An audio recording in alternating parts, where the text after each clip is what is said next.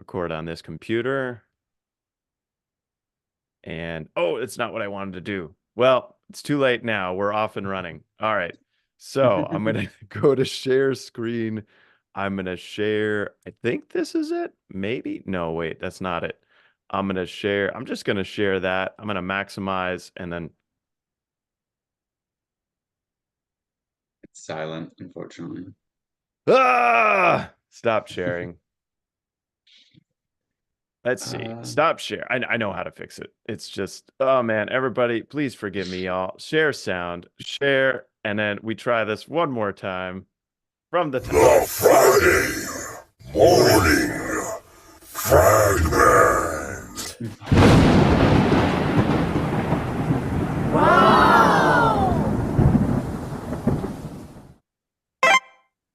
You got your branding, Chadrick. You got your branding. I apologize to everyone for the technical difficulties. It's amateur hour at the Apollo, but I am once again back with the one and only corner citizen, the only corner citizen.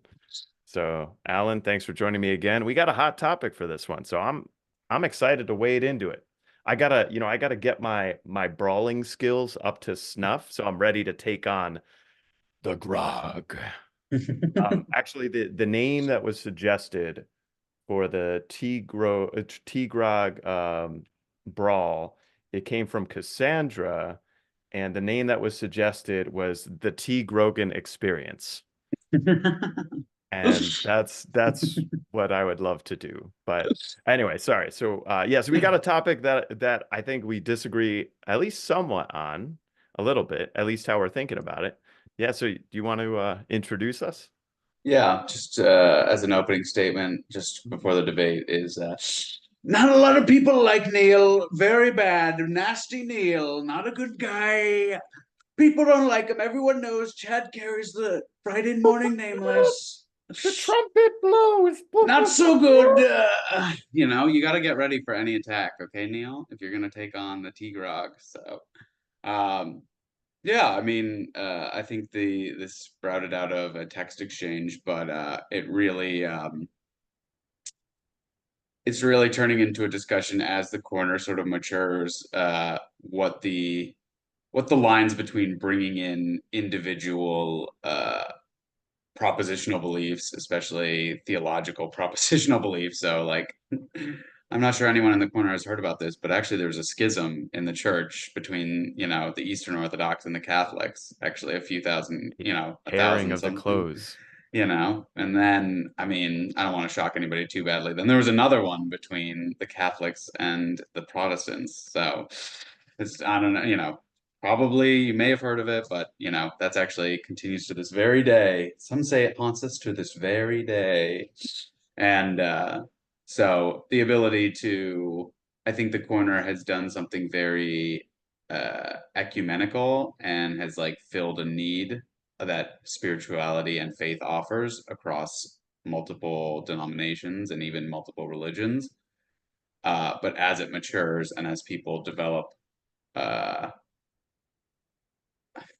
develop their relationships, but also the popular, I would say, yeah, it's a integration of the people. Like people are meeting in person, people are doing estuaries, but also the popularity. Like you're just seeing people stumble upon this corner more and sort of where the balance is between bringing your unique theological beliefs and then also and having like discourse on that and then also having antibodies to prevent sort of like rogue ideas and rogue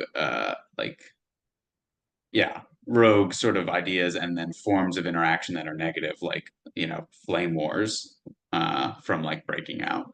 So this balance of like it's the classic of like you open up communication lines, that's great, you get free trade, and then you get the Black Death and a third of your population is dead. So What's the corner openness. equivalent of the Black Death? Probably transubstantiation versus consubstantiation. No, I'm just kidding. I Oh, don't know. I thought you were gonna say transhumanism, and Oh. 70% of us are uploaded to the cloud, but in the process we lose our souls, and then the 30% of us that remain will pray for those that have been subsumed by the transhumanist hierarchy. No, Yeah, I mean, I think the Black Death of our corner of the corner is basically it just getting strangled in the cradle. Because I still don't think it's really even. I still think we're like toddlers. Maybe we're not babies anymore, but like clearly there was a baby stage where like people are still talking about like, oh, I could just talk to Paul at any point, and there's some babies literally, still. oh, individuals. I mean, everyone but me is a baby, obviously, you know. But in terms of the corner itself, no. In terms of the corner itself, I think the corner as a whole is a much more developed, like ways of being, personalities, beliefs that are more understood, vocabulary, like all these things. But even with all that work that we've done, I'd still say it's like a toddler, It's still like a babbling. 5-year-old. It's Yeah, five yeah, years. It's yeah, 5 years old. yeah, yeah, yeah. So it's still in that phase, and so the point just being of like if it ends in like I could see people being like, "Oh, the corner was super helpful for me becoming an ortho bro," which is great if you become orthodox, fantastic. But if we never get to a place where the corner has its own identity and does the work that it's doing, which I think is very ecumenical and has other, so all that to say is, I think that the virus that I'm worried about getting in is basically like these conversations, which kind of were able to happen, and people, you know it's like a lot of the pathogens sort of sniffed the corner, but then ignored it because it was so, it was so quiet and, small and weak. And, maybe people are going to yell at Jordan Peterson or cause flame wars on like even like a Vervaeke or a Pajovian board. Like for a long time, it was like no one even cared enough to sort of like flame or troll the corner. And I think that's changing a lot. Yeah, there's definitely changes that have gone on, and we had the big I shouldn't say big, but we just had a virtual estuary where I think it was Chris McDonald, Chris from Waves of Obsession brought up the fact that the corner seems to be getting more consciously, outwardly, openly, boldly Christian. Um, and I one thing I've thought about is that the influences within the corner are slowly and steadily kind of changing and molding. And so I would say that Vervaeke, for instance, had more influence over our thinking and our development 3, 4 years ago than it does now.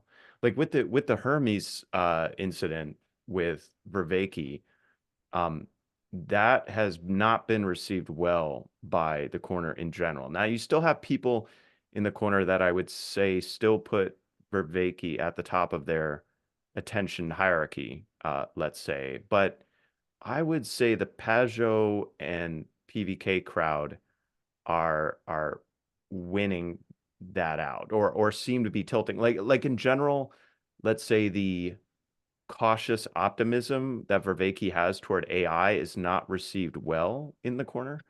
Um, and yeah, so I do see changes occurring. I think the jury is still out whether they're good or bad. Um, and I say that with some trepidation, even knowing that I am a Christian and I do hope people are led to Christ. And I still say that with some trepidation because, like you said, we're in the infant stage and, we don't know what this will be. Well, we're not in the infant stage, but 5-year-old stage. And we don't know what this is going to be 5 years, 10 years, from now. Mm. I'm relatively confident it will still be a thing 5 to 10 years from now. And I think the only thing that would kill it is that exact spirit that maybe you're concerned of, which is what's the spirit? The denominational difference, I'm right, you're wrong, spirit,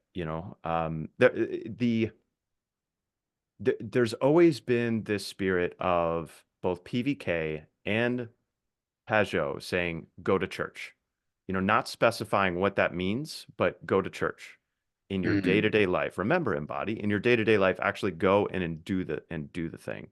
And that's always been there. But there's also been this spirit, I would say complementary spirit of this is a place to explore and play.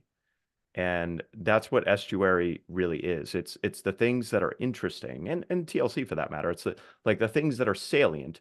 Like if I've come in to various conversations and tried to talk about a book 3 times, and I failed to garner any interest in anyone thus so far talking about it to me. But what that means is that that book has not generated enough salience within the space for it to be relevant to any other party to want to participate. It doesn't mean that the book is not interesting. It's just not there yet, or not there ever. Where am I going with this? So I don't know. The hive mind is hiving. You know, they're figuring out what's salient, what's not. The question I always go to is this helping me, and helping me is the wrong way to construe it. And as a Christian, I go back to, is this increasing my faith or is it weakening my faith? Um, and I don't think this space is for everyone. I really don't. I suspect most people in Christian YouTube, if they were forced to kind of wade into this space, they would find it intimidating. They'd find it annoying. They'd find it disconcerting, the ideas that they haven't considered. So it's not a space that I want to casually push on people. But literally just today, I had someone I hadn't talked to in over a year reach out to me, and he was talking about how uh like he asked me like, "Oh, how are you going in your faith journey?" and da da da da da and this and that, and I'm like, "Oh, I don't put," because when I initially talked to him about it, I was super excited. I'm like, I'm like really into it, and now maybe I'm a little bit more mature. And Mm, but I brought up TLC with him because he expressed questions and concerns about his children who are teenager age, and we started talking about this space, and I could see his eyes kind of light up and be like, wow, like it was that sense of, that's a way better conversation than the cultural artifacts, the cultural phenomenon that are currently going on. Like, I'm interested in that conversation.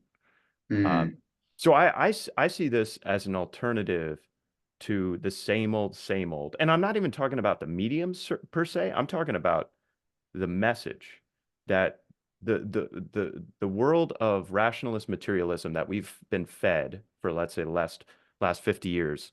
I think what unites us in the corner is virtually everyone in this space, T. Grog with a possible exception, but even him, he might fall into this, what I'm about to mhm, say, that all of us think the world is far larger and far more mysterious and far more interesting than, say, can be explained by a secular materialist worldview.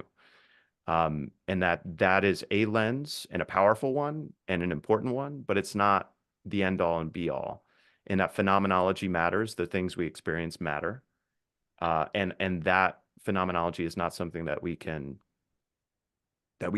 we can't fully embrace that via a scientific lens, because we're always stuck in our own personal lens.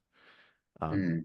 Shout out to Lucas Thompson and personalist knowing. Anyway, sorry, that was a bunch of things. I'm just curious, any thoughts or threads?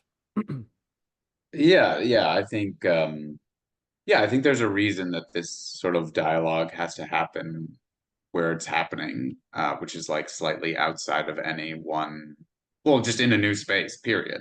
The corner is this, I mean, it's not big, and not, it's not, but it is a new space to have this conversation. And I think that, you know, Jordan Peterson definitely kicked this off, as much as people are sort of like, and many people are slightly embarrassed of Jordan Peterson now. I mean, it's so obvious that so many people, were brought to this space of values and ideas and philosophy, not, via Jordan Peterson.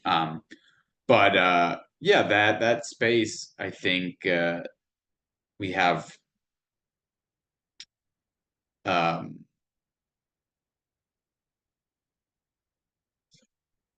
we have room here to have those discussions, and I think that, like, there was a period of time in which it was so small that it didn't matter. Obviously, like, I mean, I give a lot of credit to Paul Vanderklay for creating a lot of the space, not all the ideas. I think a lot of the ideas obviously come from Peterson, Peugeot, Vervaeke, but creating a space to interact. And yeah, I mean, that sort of space, I think, like you were saying with your friend who's talking about his kids, like, I think it has huge amounts of value.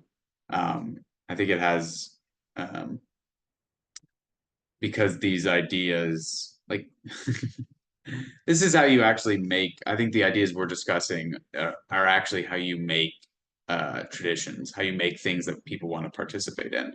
And I think that's like completely, you know, completely lost in our modern era, especially like, I mean, it's hard, like a father back in the day, like in history, you have much less of this, like the children buck against the parents, like it just, there were just local traditions and this is just the way you lived. And it was much easier to have a communion of values. But But I think there were now, there were fa sorry, there were far fewer options at that time. I don't think the nature of, say, children was any different then as it is now, but there's just so many more avenues. I mean, this, you know. I agree, but I also think that I think that there, even when there were no like options, let's say you live in like the backwoods somewhere with 300 people, you basically have no option. To I mean, you could leave and like head to the city, find a way out. But even then, people had traditions and initiations and rituals and rites, and even today, like you have Orthodox Judaism where that's those sort of patterns are taken super seriously, and those sort of like the Sabbath and these meals. So a point just being of like I think we've lost the language of when you of traditions, rites, rituals, initiations, and that's what I talked a lot about at when I spoke about my summer camp is that the camp was drowning in like everything was liturgy, everything was habit, everything was routine. Um, and it's very hard. It's very when you have no idea what your kids are up to and they're away from you except for the weekends, and then you have, you're trying to do work on the weekends and you're trying to, like, and I'm not making this about, kids, parents and their children, but I'm making it about this space adds a lot of value because it sees the value in like the non-propositional knowing. The like, oh, I've going through this ritual. We're gonna do this thing, even though I couldn't tell you why it's important to, do a ritual before you eat. I can't explain to you the like, oh, well, we pray over the meal, the food is going to be 40% more nutritious, like, you know, 38, but you're close. yeah. I'm rounding, I'm not. But yeah, so I think, yeah, that sort of space where not only us, so we're sounding it out, we're talking about it, we're doing all the thinky talky stuff, but I think it's also going to bear good fruit in terms of like people can go and take it back to their communities and actually like feel better about participating in like things as simple as like going to like Bible study or things like that. Like I think sometimes, I mean, I think people absolutely do sometimes think like, oh, well, I feel like not that I don't enjoy something, but I feel like a dummy for doing it because it seems like, well, that's what grandmas do, like, oh, I mean, there's such this spirit in our age. I'm just talking about like, the urban monoculture age of and now I'm trying to thread this all together, but now I'm really bringing in a lot of ideas. But like, in the urban monoculture of like, oh, well, I want people to invite me somewhere, I want to have friends, or I want to be the center of some attention. And then you finally do get an invite from a friend who's like, oh, we're just going to the park to throw a frisbee. And you think like, oh, well, I'd rather be on my phone scrolling, And then there's like, so the reason I bring that up is just to say I think this corner really has this powerful dialogue going on where you can actually go to the park with the guy you're kind of friends with, who you kind of like but kind of find it a little annoying, but you can just be like, hey, I'm just gonna go to the park and throw the frisbee anyway, because like the conversation that's going on in the corner. So that sort of generative space that you're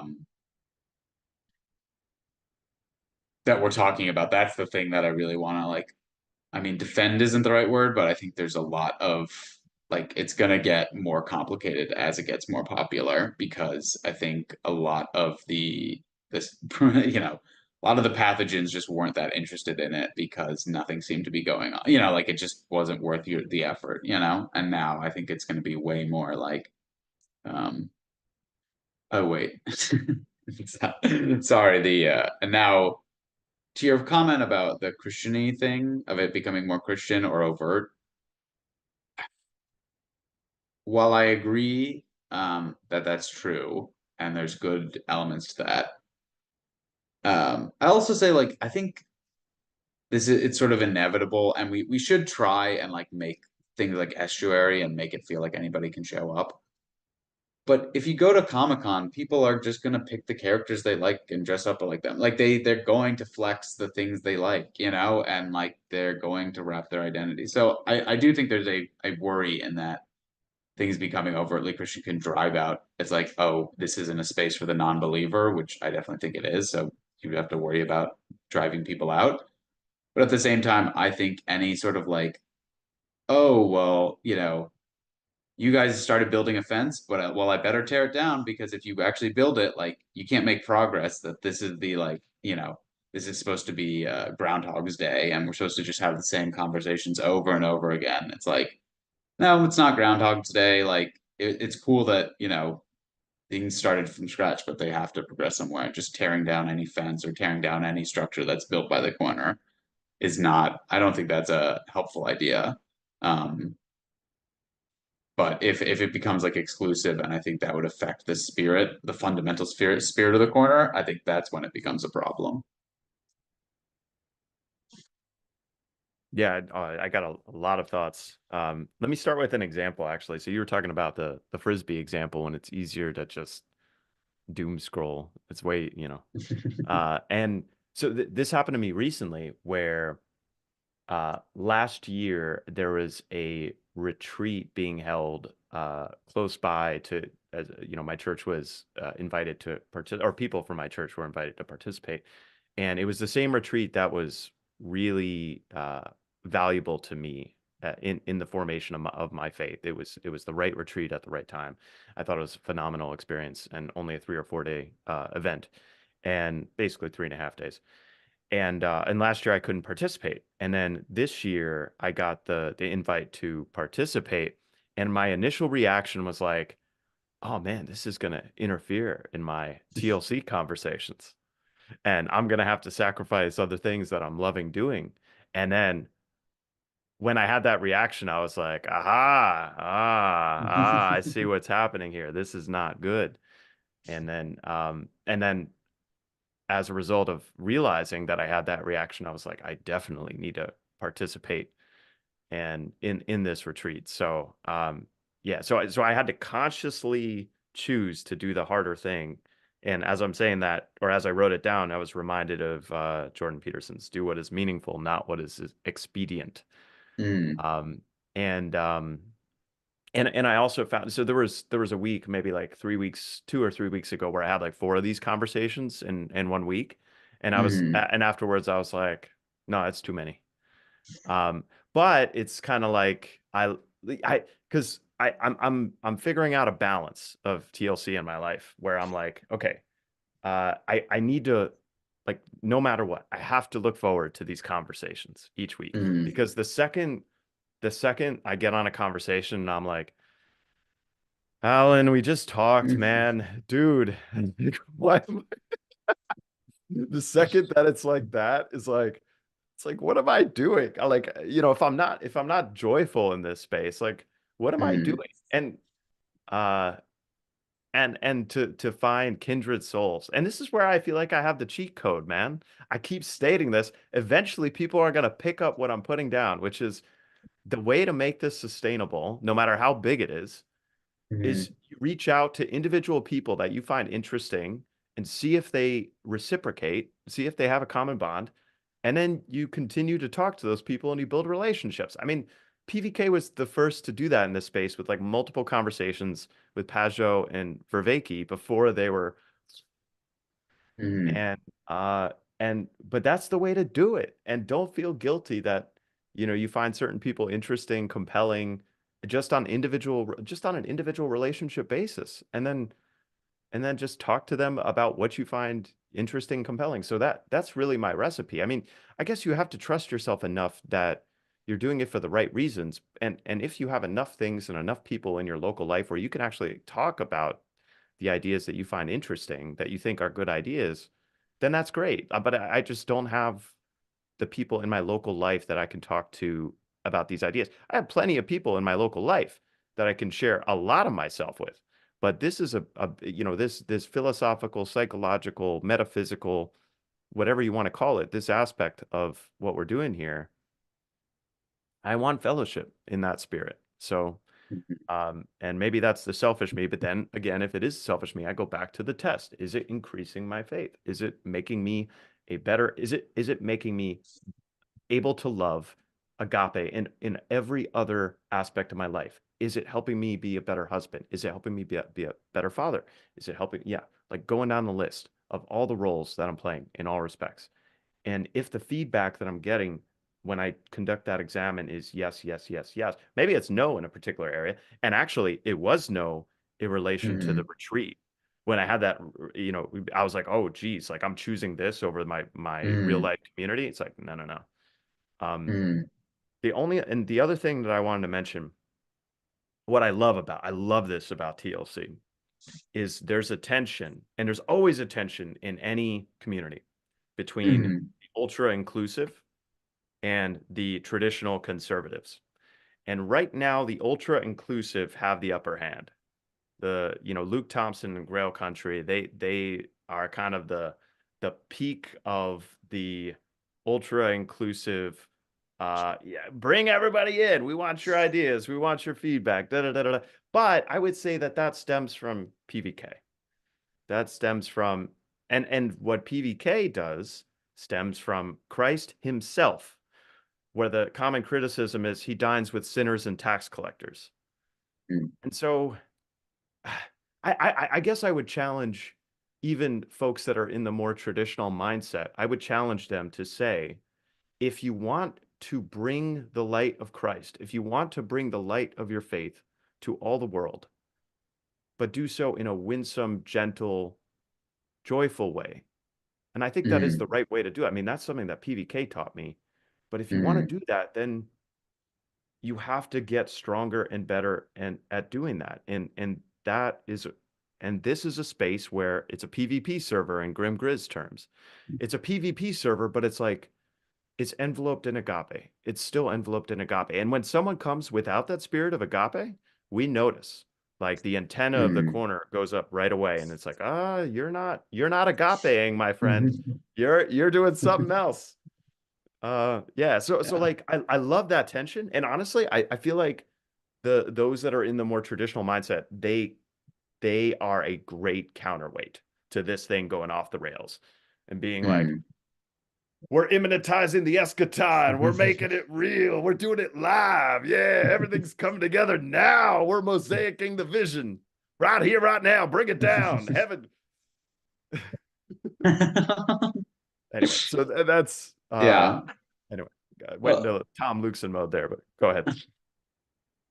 yeah, I think well, I think I mean, obviously it's important to um like the like you saying like the local community versus the TLC community. Yeah, there's always going to be a trade-off there, and you should at least spend 2 to 3 hours with your wife and child a week, you know? Absolutely, I agree with that. But no, the point being of I will say though that like people are only going to do the things they find important. Like that's an idea that and it's almost like a tautology. But like people only do the things that they like and find important. And so, Or another way of putting that is maybe it's the opposite in that, uh, where your heart is, there your treasure will be also. It's kind of like the things that they do, regardless of what they say, what you do is what you find important. yeah. I mean, it's funny. This goes back to like my econ days of like demonstrated preferences of like people say like, oh, I like this, I like this, I like health food, I like health food, and then they go to McDonald's and just You like have a it. degree in economics? I have a degree in economics. No, I dropped my econ minor. I wasn't smart enough. But the point being of Plenty smart. the point being of like I think people naturally are finding like the fact that like there is this energy here and there like people are being drawn to the corner, and even like there are always going to be trade-offs with if you do something, there's always a trade-off with what you could have done with your time. I mean, you're an econ guy, so you understand opportunity costs. That's it. Yep. Yeah, And by the and way, real quick, anyone who's doesn't know opportunity cost, look that up. That is an invaluable thing to be aware of in your entire life. That applies to everything. That really is time. Yeah. Sorry. Go ahead, Alan. Yeah. No, yeah. I mean, hey, I think everybody should read like or like just take Econ 101 and 102, like just a basic micro and macro econ course is incredibly valuable for how you model your own life. Um, but so yeah, like I think it's not a bad sign that you had that impulse to be like, oh, I want to spend time here because you know that something important is happening here. Like you under like it the corner is demonstrating value to you, and finding how that integrates. Obviously, like there obviously could be a negative world where like you just spend so much time in the corner. But now this is where we have the delicate conversation of like trade-offs and like, where are you getting the best marginal return? Where are you getting the best returns? I won't use more econ language, but Diminishing where marginal utility, y'all. yeah. Diminishing marginal utility. But where do you get these trade-offs? And so yeah, I do think that like if the corner matters to people, if it's offering good things, you're always gonna have those trade-offs of one kind or another. So there's nothing wrong with that. And the benefit is that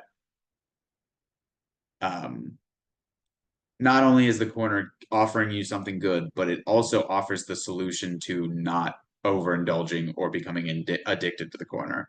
Like if anything, it reaffirms my ability to participate in other areas of my life, going to Bible study, hanging out with people, being more one on one. So I think there's something really don't if you feel like, oh, I want to watch 4 hours of TLC one day, instead of just saying like that's bad, that's wrong, I shouldn't have had that feeling, like explore what are you getting here, and maybe you could better find what you're getting here in a different element of your life.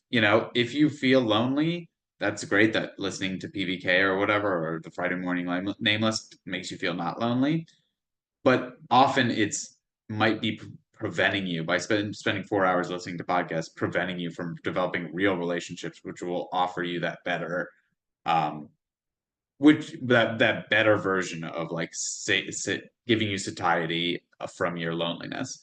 So And you used the analogy. I really like this analogy that you used. I think you said it was a temple courtyard where even, outsiders or the Gentiles, the stranger, can come into the temple and they can offer a sacrifice. And maybe I added this part, but I wrote, but the corner cannot be the store of the Holy of Holies. It's not the Holy of Holies. yeah, and so I think yeah, especially when it comes to um so yeah, I mean now we're mixing up like just general, if that what I was talking about was just like if you like something, it could be anything, baseball, the corner, whatever. Um try and figure out what you like about it, and don't be ashamed that you have some liking towards it. But be self-aware of what you're getting out of this experience. Um yeah, and then when it comes to the corner specifically, I think like that's the great thing is it is self-correcting in a lot of ways, because Vervaeke says, it is like the Silk Road. I think it's much more an interchange of different people, and there is a central like idea that's being like uh that's being discussed, that's being like made more apparent. And I don't think it's purely anybody can talk about anything or any spirit can make it in. But I do think that it is very much an outer courtyard where people can intermix. But at the same time, I I do think if people think of the TLC, and this is a value judgment, I'm not saying I have some like perfect logic for why this I believe this, but the TLC is definitely not like a holy of holies. Like you can't fully worship and participate because of the openness of it, because of like these. Yeah, I'm trying to imagine like a conscious worshiping at the altar of TLC. I guess the closest thing would be when people email PVK and say like, you're my pastor or something like that. Yeah, But he rightly so rebuffs that right away. Get yeah, behind me, Satan. yeah, yeah, Find yeah, a pastor. yeah. No, yeah, exactly. And I think that is the that's the right attitude to take, because it is like this mixing of many waters. I mean, literally, we talk about it. I mean, like many things, people have already beat us here, but we use estuary very clearly as basically the mixing of salt and fresh water. Um, But here's where I kind of want to take this conversation in this direction, and let me know if you disagree. But this is it, let me know if you disagree with wanting to take it in a different direction. But because the area where I suspect that we might disagree the most on this is I actually think talking about our denominational differences openly. I'm not saying pushing it, but not trying to hide it either. Um, I just not trying to control it at all. Like that's where I'm coming from. It's like I so I want to talk about that because like call this a bias in me. It's probably a bias, but like I believe in a richer, fuller tree. Like I like the more we understand the totality of the tree, it's just a richer, fuller, more beautiful life. And um And I get that some aspects of the tree might be threatening to others and might also be dangerous in that they could dislodge someone from, let's say, a healthy lifestyle and healthy beliefs. Um, but I don't know. I mean, I look at the free exchange of ideas over time and I see the hand of God in that. I see God kind of guiding the course of history, for lack of a better word. And I trust that. I trust that far more than I trust my own capacity to discern what is right and wrong for a broader space.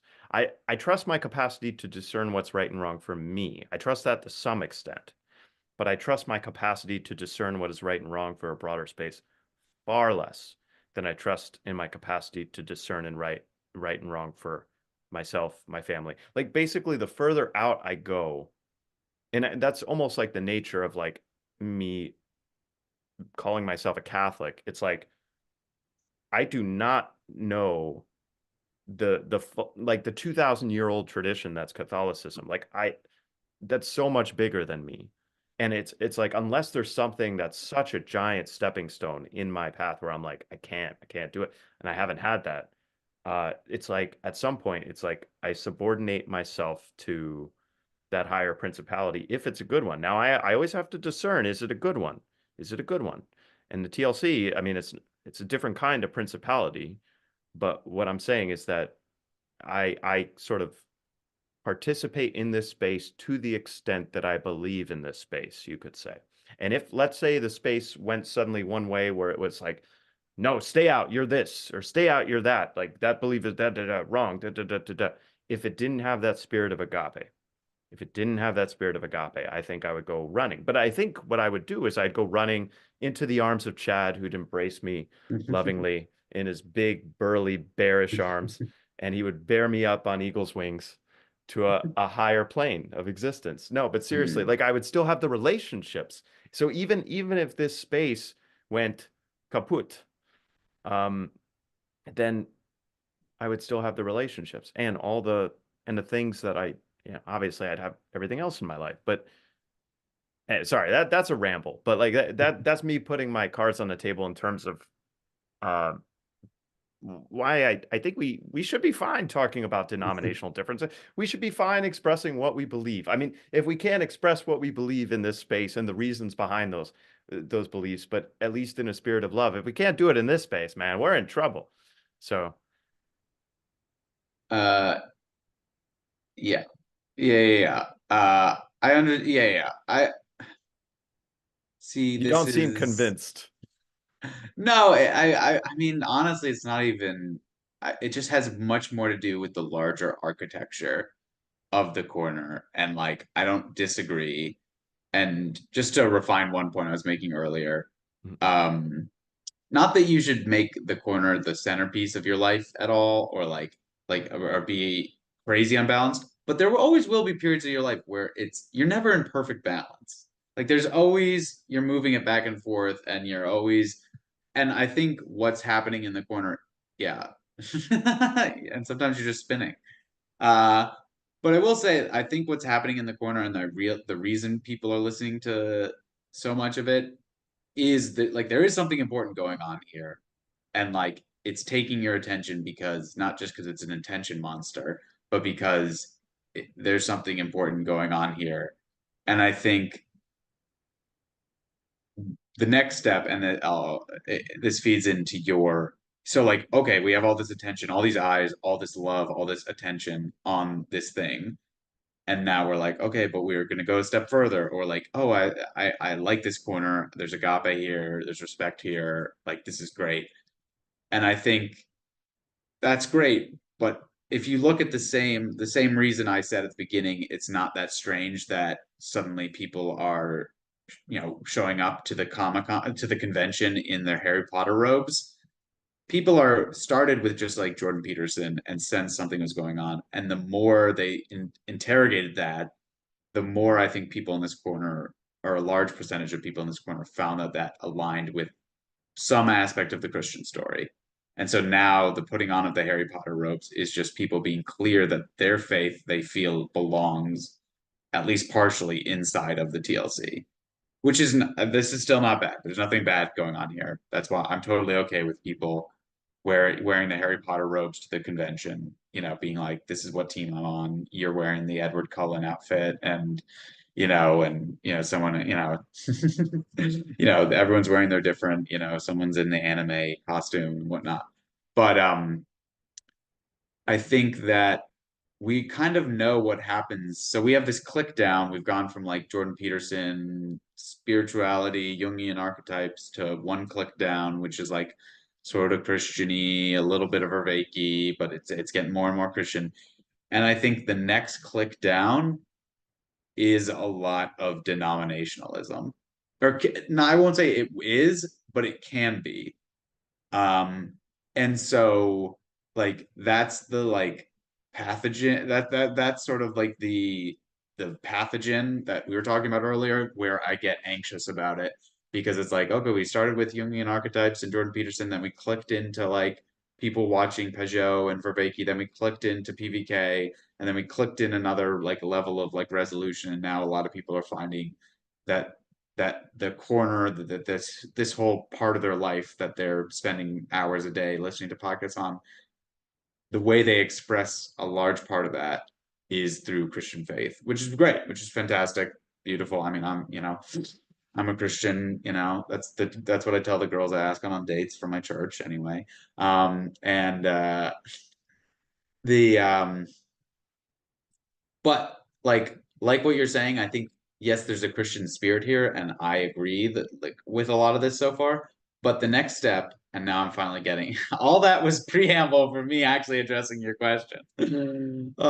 Is like now we're at this inflection point where I think the only way to for people to feel like things are getting clearer and not more blurry, for us to keep clicking in and getting more resolution, and things to develop, but at the same time for things to not devolve into everyone quarantining off and everyone being like it just turning into denominationalism, is if we, as I mean, PVK, like we said earlier, has done an amazing job to set this spirit, to like set up like randos and how good he is at listening and all these skills he's acquired over a lifetime, have really paid dividends here in the space and really set a tone.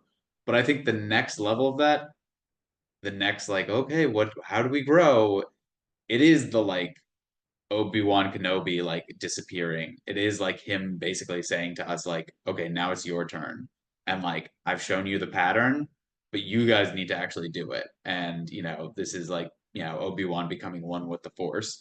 And I think people in the corner, I mean, if you're a lurker, great, whatever. But I think ushering everyone down from the lurkers all the way down into a more alignment with the spirit of the corner, which is like, and I think ultimately you'll agree with the final point of like, which means, and I think like, okay, so lurkers, commenters, make a video, join a live stream, maybe if you're on live streams, maybe start your own content, like push us all down the line.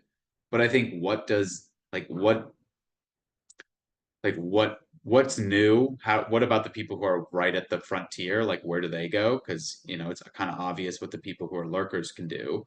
But I think people on the frontier, I would say like this is where we get to actually have these um for people on the frontier to advance, for what do I think the corner needs to do next, or what the future is like relationships, is like real relationships, which are hard to develop and are hard to maintain. And like, I mean, we're on the same page, but yeah, it's like in one sense it's very inclusive because like maybe you have a group text with 5 people, but you have to be exclusive because it can't be an open YouTube comment section. It can't be like a battlefield. It can't just be like the loudest voices win.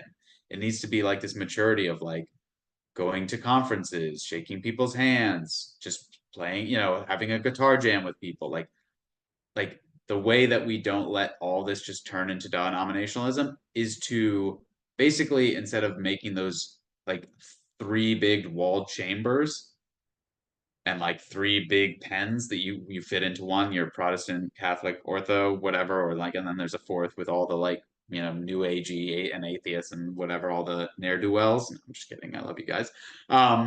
But instead it's like all those pens, but like you have to do that work inside of you have to integrate that into yourself. Like you need to have people who you're just a rando on the internet who I'm in a comment chain with, all the way down to like you're someone I'm friends with in real life. Like I consider you a real friend, even though we just text each other, all the way down to like, wow, you're so much of a friend. I would have you be in my wedding party because even though I met you in the corner, like we developed a real friendship and going to conferences. So the way to not just break it up into 3 pens that everyone just fits themselves into is for each individual to have many pens in their own heart, basically, and being like, yeah.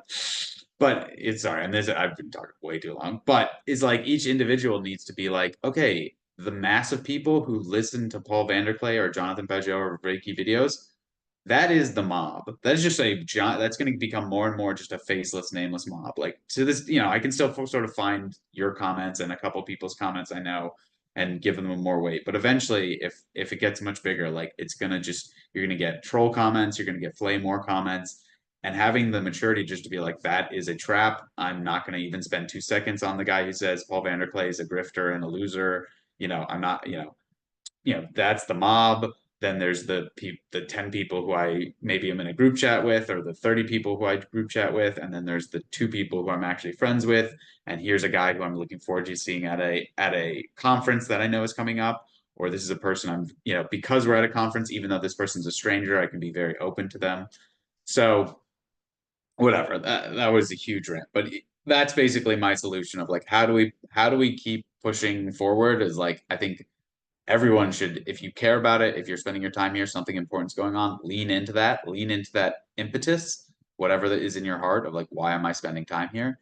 And if you're on the very bleeding edge, I think it's really like crystallizing the the or solidifying the relationships you have by actually like being actual friends, because it's like you're not the marginal return on one more PVK podcast. It might be great, it might be a great podcast, you might want to listen to it, but I think that's going to get less and less. You're going to get less and less bang for your buck from that, and you're going to get more and more bang for your buck on really becoming a friend, or telling someone, hey, come to this conference so we can see each other and hang out, oh, let's be in a group text, let's text individually, oh, let's talk on a Sunday afternoon for half an hour, let's do a podcast together, so that to me is the way to avoid this sort of like just just basically denominationalism, and like what I worry could happen to the corner, which would strangle that sort of toddler that we talked about earlier. Yeah, no, man, I got so many thoughts from all that. So that was phenomenal. The first one is, I'll say, the marginal benefit of that one more PVK podcast, but compare that to the marginal benefit of my second conversation with Allyn. And then the marginal benefit of my third conversation with Allyn, and fourth conversation with Allyn, fifth, and da. And each one becomes less and less individually important, but is nonetheless part of that chain that makes up a relationship, right? Yeah. Well, Um, and yeah, not to, sorry, I'll give you plenty of floor, but also you just changed it from the return of passively consuming to building something. correct. Like you're not listening to the Allyn podcast. It's like, oh, those passive consumption has much clearer each time you do it, the return is less and less because you've garnered a lot of the wisdom. But like if you build a relationship, it has such a different dimension. Sorry, I didn't mean to cut you off early. No. Like, but relationships are so much different. Mhm. We're already talking about a totally different something that can have a much higher upside long term because some relationships, the more you talk, the more you realize like, oh, I kind of get this guy's deal, and each time you hang out, it's less important. But some friendships you'd be 10 years into this friendship and then suddenly you're like, oh my gosh, like this is amazing, and like you suddenly have this huge windfall and you're so thankful for this relationship, but that was 10 years in, you had to, so My experience is more like reciprocal opening. It's like I show you a little bit more of myself, and then you show me a little bit more of yourself, and I show you a little bit more of myself, and then you go, "Whoa, I didn't know that about you." Oh, okay. Reins get pulled back. No, but Vervaeke has given us so much great language, and part of the lack of, I think, Vervaeke not being as influential now is that he's given us the language. There's just not a lot of net new Vervaeke, fancy Vervaeke worms, words that are worming their way into our mind as there used to be. But now that mind virus, the Vervaeke word mind virus, has been disseminated to enough willing hosts that now we can disseminate that worm to the rest of the world. Um, so as it grows, okay. So I have a few thoughts on as it grows. Eventually, I got to write Neal's guide to getting involved in the corner because I have some good tips. I might even drop them now. But okay. So we know from Pajot that hierarchies always develop and there's always a fringe. So no matter what, however big it grows, there's always going to be a hierarchy of attention for people's eyeballs and a hierarchy of, let's say whoever's listened to or watched the most or whatever, or, it just always exists. And there's always a fringe encounters with Grimm. I made this point to Chad a few days ago where I'm like, Grimm is not the fringe. He likes saying that he's the fringe, but he's not the fringe. He's right smack in the center of it. He's not the center of the center, but he's in the middle. He likes saying, "Oh, I'm the, fringe encounter or whatever." It's like, not really. Like a fringe encounter would be the first person to get a conversation with T. Grogan. That's a fringe encounter, right? Because it's because that's the fringe, or the first person to get a conversation with Anselman. That would be like Anselman is this elusive, very smart, poetic, brilliant gentleman from, I think he's from the UK somewhere. And he's been around forever. He's been around the corner for like 5 years, and we've yet to see the face of Anselman. But like he's not really the fringe. Technically, Anselman's like right thick in the middle of it. But my point is that that fringe always exists. And there's always going to be the permeable boundaries. I think what makes the corner so unique in the spirit of estuary is the right name for it, is that the boundaries of the space are so permeable that the joke is that it's not a thing, and that's kind of true. Okay, so going back to how to get involved in the corner. Yeah, so I would say Chad asked, and Chad is still asking. So that's a great place for people because they can go and they can start by telling their story, the thing that and with Chad's channel, you're not getting the same level of eyeballs that you get on PVK's channel. But at the same time, the only people coming to Chad's channel, Allyn, are those that are in that spirit of agape. There aren't so when you're talking about PVK's, let's say it keeps growing, you start getting the trolls and people who aren't in that spirit.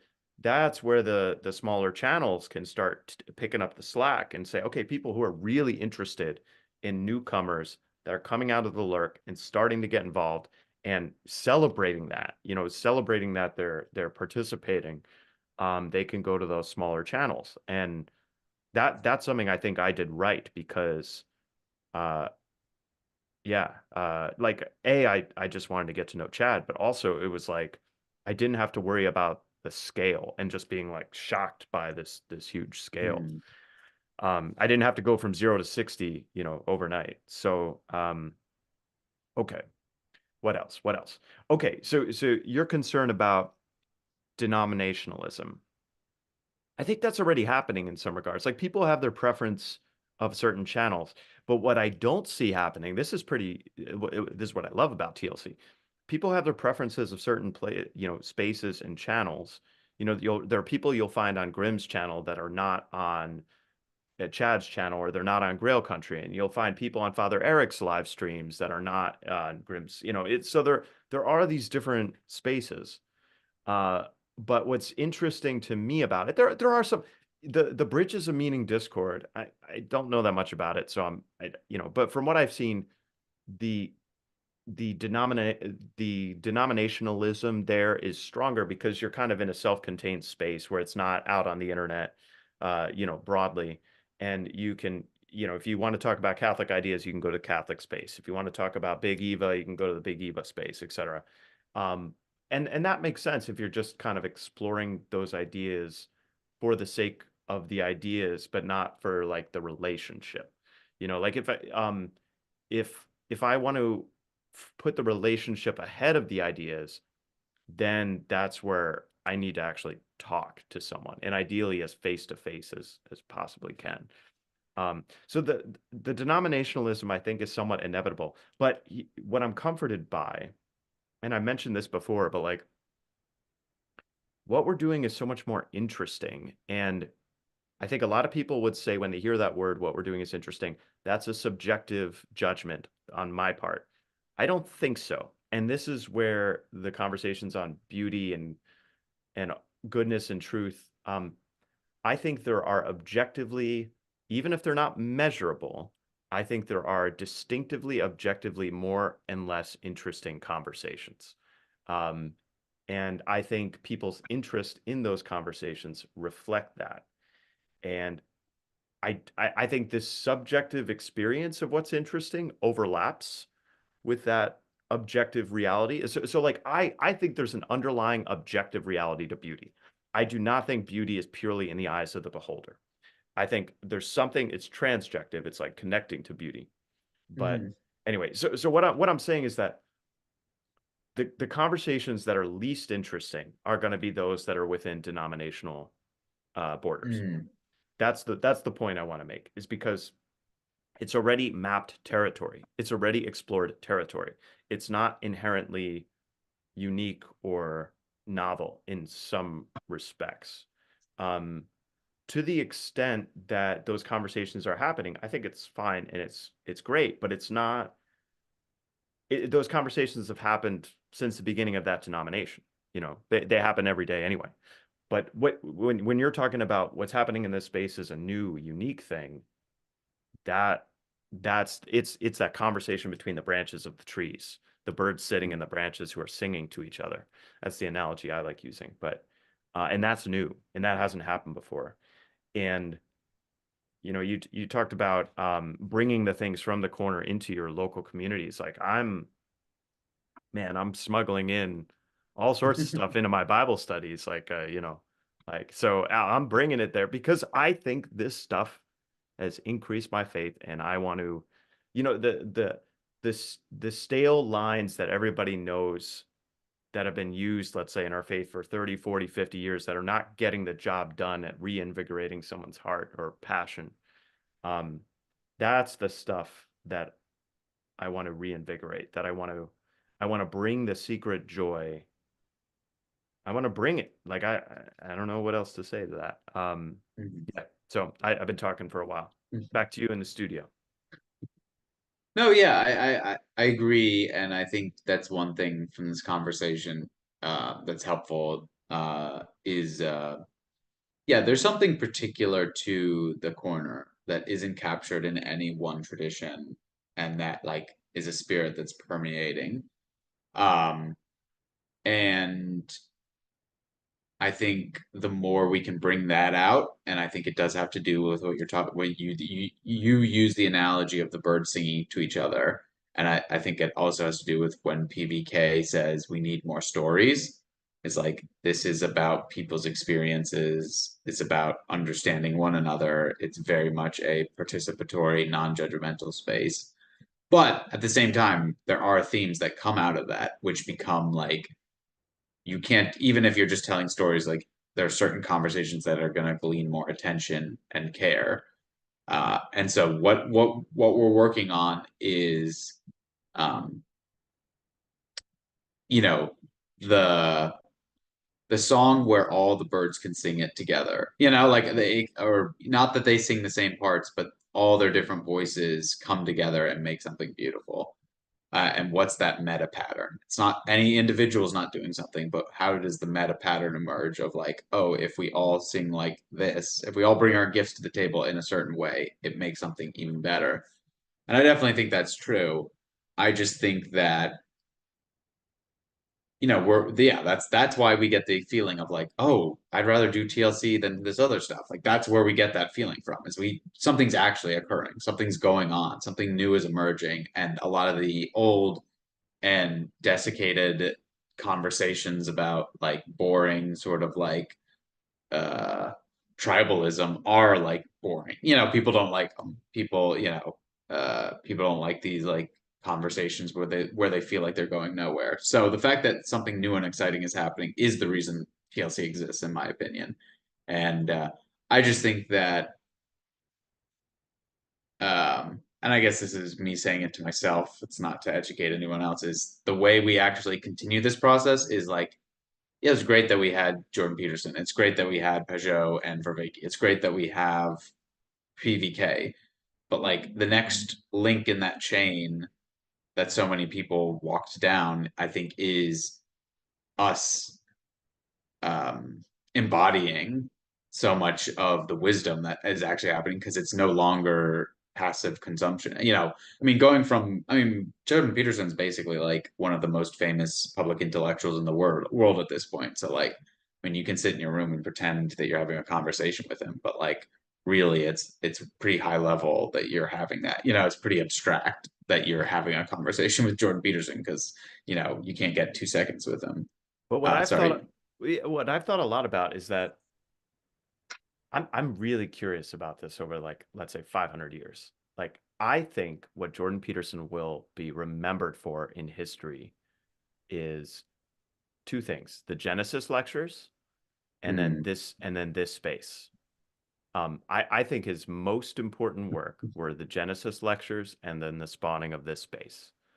And so like I think about that a lot because I think about the seeds analogy, and we do not understand. Like this guy I was talking to today that I talked about my faith to him like 3 years ago, my Yeah. burgeoning faith. And then he contacts me out of the blue and he has like questions about how I'm doing, but it was great just catching up with him. But like we don't understand the seeds that are being planted now. We don't understand the seeds. JBP doesn't have an understanding of this place. He doesn't Mhm. know what we're doing. He doesn't know the full extent of what's been spawned from him. It's probably Mhm. better that he doesn't know that because he might try to get involved and his involvement would destabilize, I would say, what we're doing here. Uh, Mhm. so in some respects, I really and PVK has said this as well, but he wants it to grow. What did I write down? Slow. Just the slow growth, organic growth. Just keep it organic, and grow naturally.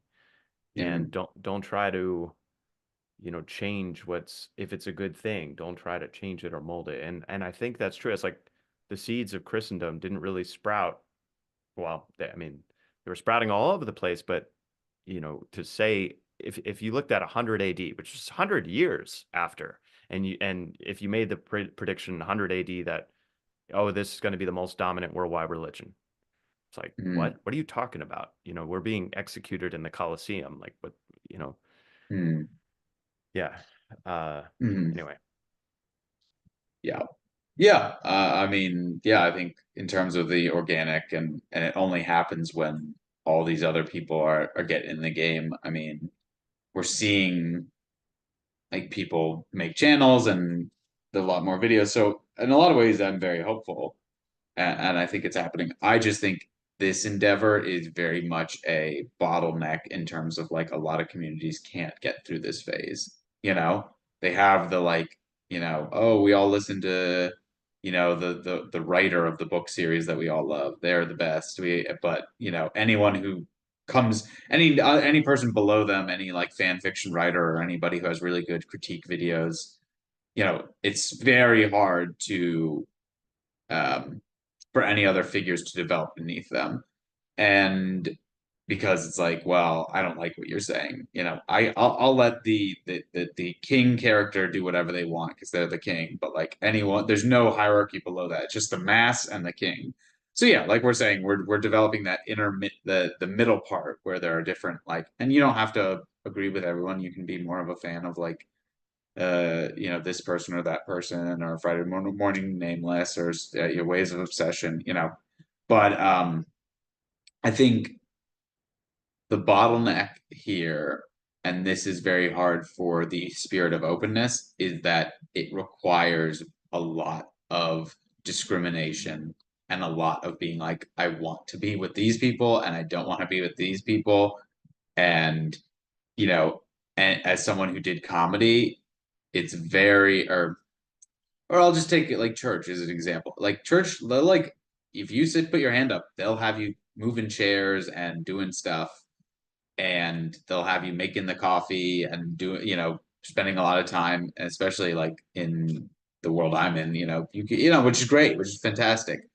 But then there comes a point where you have to say, like, actually, this is what I want to put my time into, or I want to do these things, and I like this group over this group. I like the group that reads the C.S. Lewis books over going to Bible study.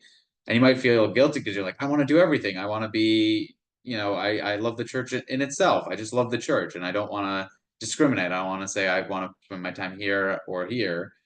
You want to do everything. But the maturity is being like, no, I want to have these conversations with these people and this is how I want to spend my time.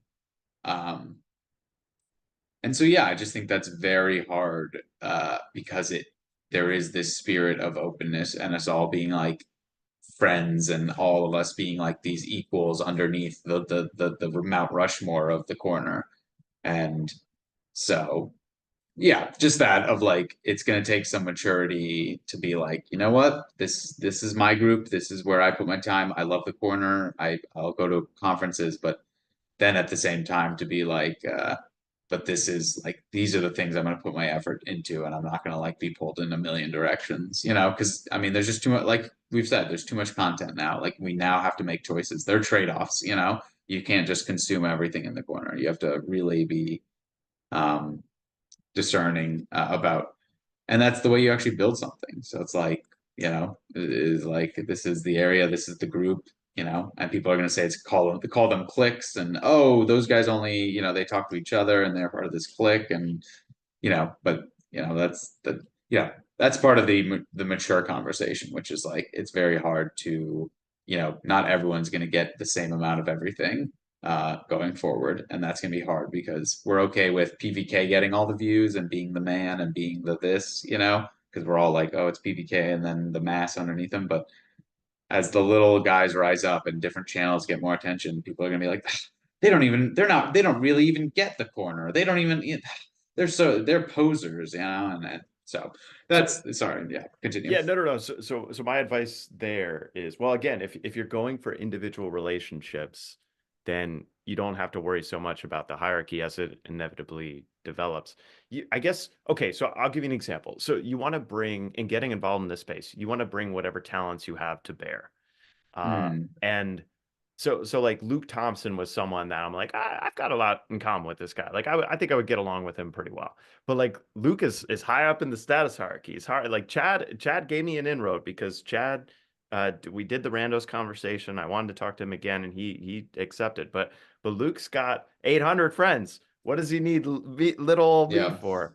And so like I this is what I do. I kind of like poke people. I try to be silly. I try to be funny. I'm just constantly calling him Tom Lukeson, and just building on the Tom Lukeson brand as best I can, and then making the and then Chad said to me, this is maybe 2 or 3 weeks ago now. He said, uh, hey, you got to mention on the fragments. The fragments are not just for you. Like he mentioned it to me very nicely, and I was like, "Oh yeah, you're absolutely right." And so everyone watching this, the fragments are not just for me. Like I know I've been on every fragment thus so far, but that's because no one else is sending Chad discussions. So send Chad any Zoom, any discussion. Anybody can have one.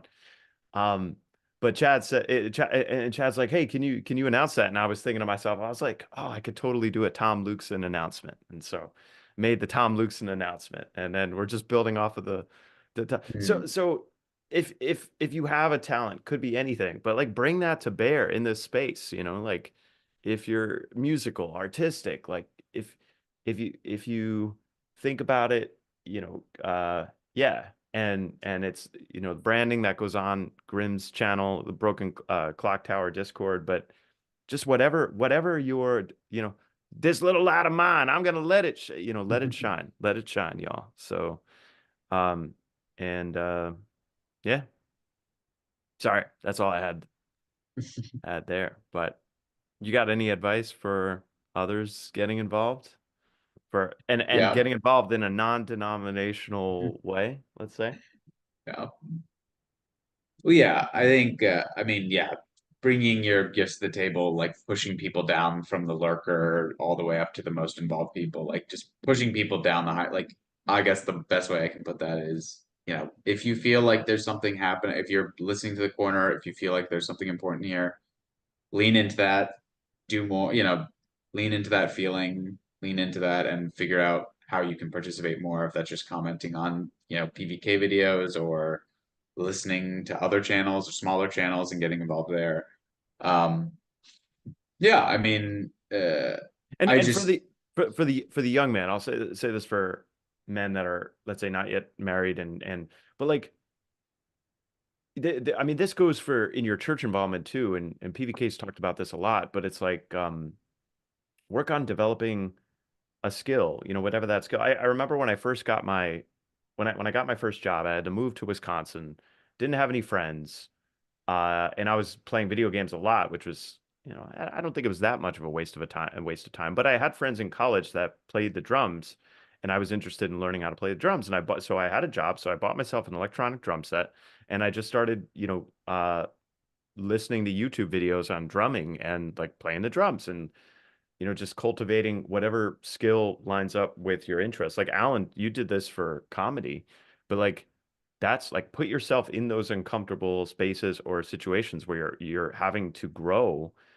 and scale back. Yeah. Anyway, so that's mm, and by doing that, by putting yourself into those situations, well, for me, I was just alone drumming, but like at the same time, that adds to a richer totality of your life, especially as you age, like something that you can continue cultivating and doing.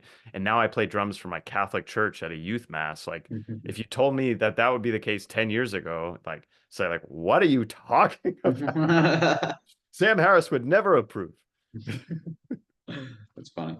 Yeah, and I just think that the way you get people to like that will happen. That process key critical obviously, but it happens when you especially when you have the spirit of participation, of getting to people, to know people more, of actually like the doing. And I think that's part of, obviously, passive consumption sometimes is fine and good, but I think that in my eyes is very deleterious to the spirit of the corner of. And so, like, I mean, for me, it just started with going to the conference, and I know there haven't been that many conferences recently, so it's tough advice to give. But PVK live streams on Fridays, like almost every Friday, and you can just jump in on the end and just talk to him, talk to a couple people that are on there. Like any way that you can start that process, I think that then yes, absolutely, find your skill, push it.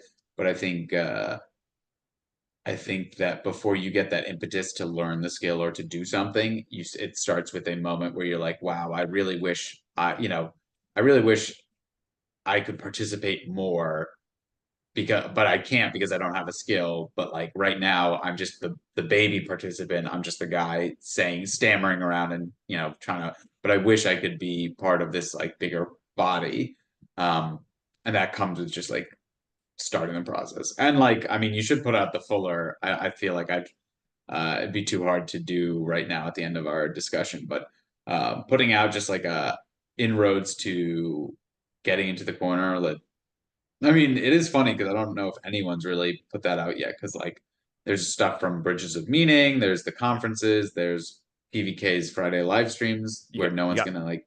you got Father Eric's, and Father Eric's very welcoming of Protestants, non-denominational, like anybody, Yeah. but you got Father Eric's live stream Sunday nights if you can't make a weekday.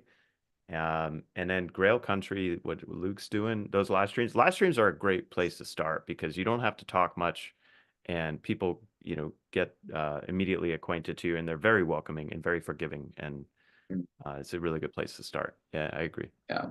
Yeah. And I think, yeah. So I think this is the best, what probably most practical advice is just getting people to just even do that, because I think the more complex, further down the chain stuff of people sort of developing friend groups and developing these like sub contexts and local estuaries and meetups at conferences and all that stuff. That's a multi-headed beast, but like if you start in the right way, you'll be able to handle it, come down. But I definitely think, so my future vision of the apocalypse might be avoided if we just start with the little stuff, if we just start with people participating in the right way. But yeah, I think yeah, it's very hard to wield at first. I mean, I didn't know about Father Eric's live streams. I guess I haven't really been. I mean, you It's know, okay. You're protesting.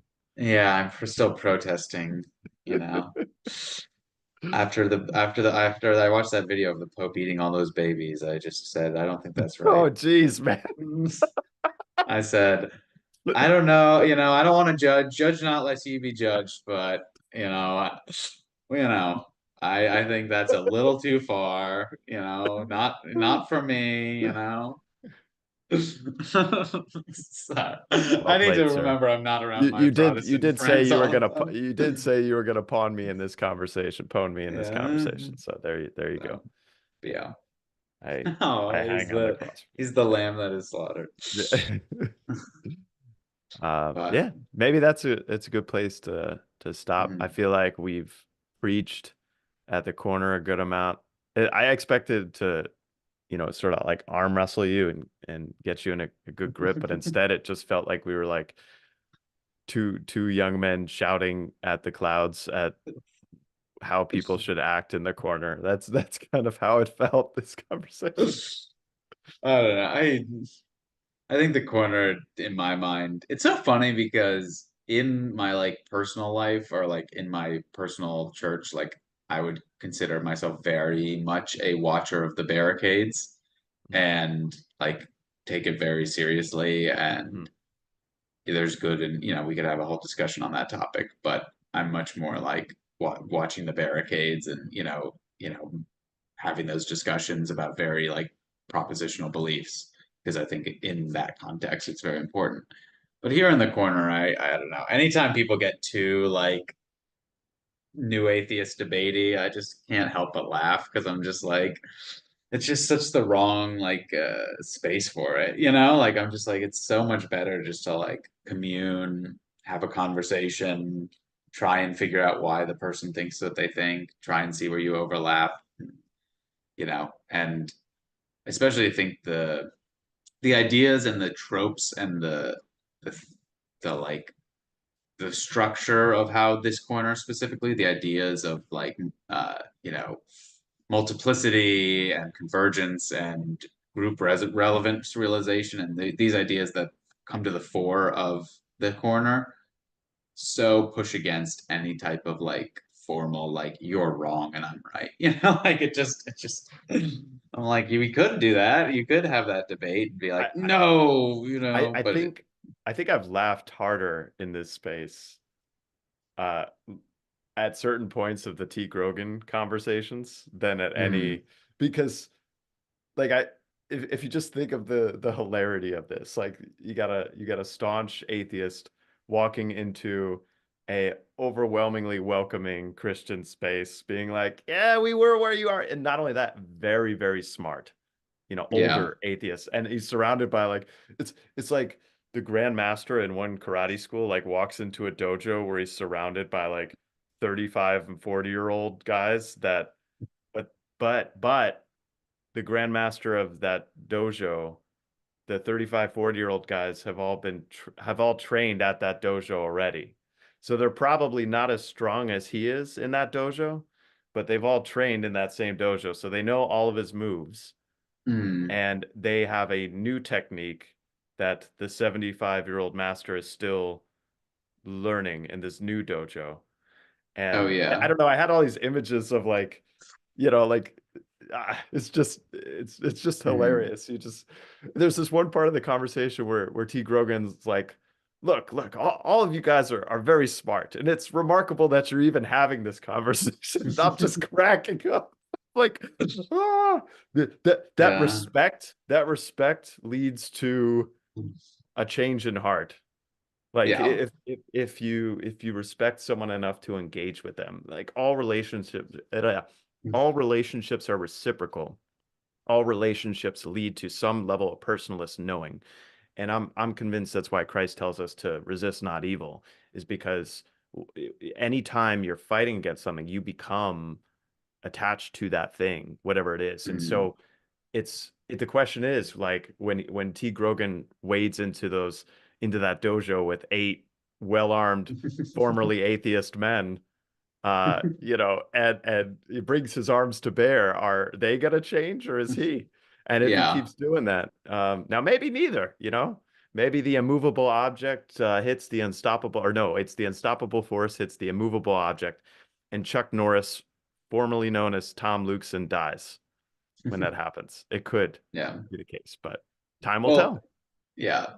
And I think the pattern that we're in is the like Christian pattern. So like even death is not an end, for Mhm. us. Yeah. But yeah, it's like you can also turn some of the concepts of the even in this conversation, but of the corner of like okay, T. Grogan, like and I'm sure I don't want to wake the beast, but like it's like why are you even here? Like if you're walking into this dojo and you think that we're just doing maneuvers that don't make any sense and we're all like our dojo is just filled with like nonsense. Well, why did you stop here to even like it makes me like we talked about this whole debate. Because Oh, we're a well, danger to society, Alan. Because we're a yeah. menace and a Yeah. threat.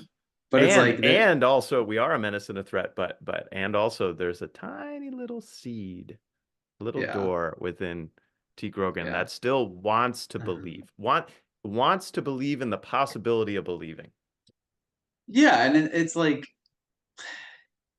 well, part of the corner is also the spirit of participation and listening, and even before you get to like propositional beliefs about Christianity, it's like if he just wanted to like fight the evil Christians, like he can go on to plenty of chat rooms and like there you if you want to have the like 30,000 word like argument with some like you know Pentecost, some sort of like non-denominational like Southern Baptist, like y'all need to gut Jesus. Like he could find that person and have the 30,000 word exchange, but like he wants to participate, like this listening back and forth, knowing, teaching, understanding one another, like that spirit is part of there's part of him like the reason we were talking about like well something important is going on, he feels the same way or else he wouldn't be here, like Hmm. it's like you can call it wiping us out and just destroying us is the spirit that he wants to inhabit, but like guess what, there's a lot of other ways he could go about that, but chit chatting and having fun with people is such the it's a that participatory spirit is like that's such a corner thing and such not a destroying your enemies thing. It's such a like uh Dying to self. Yeah. yeah, Yeah. so you know but yeah, so we can leave it there. Cool. Nah, it's a good wrap. And perhaps we'll have another topic in the unforeseeable adventurous future. And thanks, Allyn. And stay on. Stop the recording. And we will take a bathroom break. Stop.